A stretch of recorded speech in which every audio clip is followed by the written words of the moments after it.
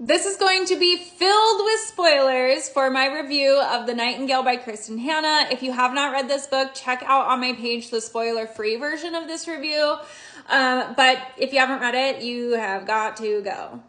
Okay, so there is so much I want to say about this book. This is the first time in my life that I have ever been interested in anything history. My husband is a huge history buff, and in the 10 years of knowing him, this is the first time I have ever actively engaged in a conversation about history.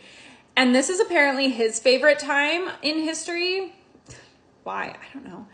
So we had some really good conversations. I was shocked at the amount of empathy that this book helped me to feel for the people of that time.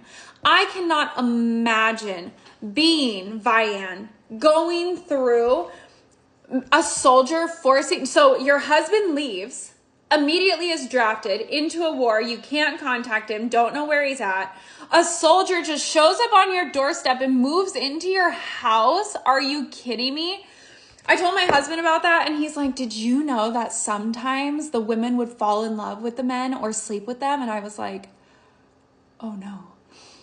And so then the feelings started, and I'm going to be honest with you, I was actually really proud of Vian. Now, Vian pissed me off through a lot of this book, I'm not going to lie. When she realized she had feelings for him, she backed off.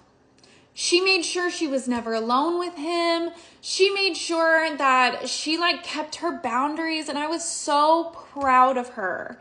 Then she fucking killed him. And I was like, oh no. Oh no, because then that awful guy, Hammer, moves in, and I was like, wow. Now, as far as the woman who we didn't know who it was, right? The woman of the present time that was telling the story. At first, I thought it was Isabel. Then I thought it was actually Vian's daughter. I never expected it to actually be Vian. But, okay, let's talk about chapter 22. Chapter 22, when the little girl dies. Oh my God. I have never cried that hard in my life. Never. I was bawling my eyes out. I was hyperventilating. I had to stop in the middle of it and ask my husband to put on an episode of Friends so I could take a break. I couldn't believe that. And then it just got worse. Her daughter dies. Then she gets taken, has to give her baby to Vian, and then the baby gets taken, and then she gets fucking pregnant with the mean guy's baby. I have full body chills right now.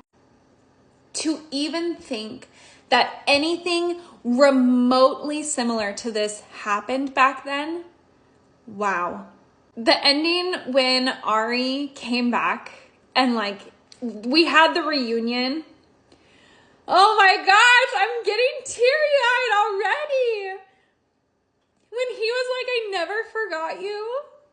Oh my gosh. I loved this book so much. This was such a powerful read. This is so different from everything else I read. I read to escape, and this was, man, I will never forget this book.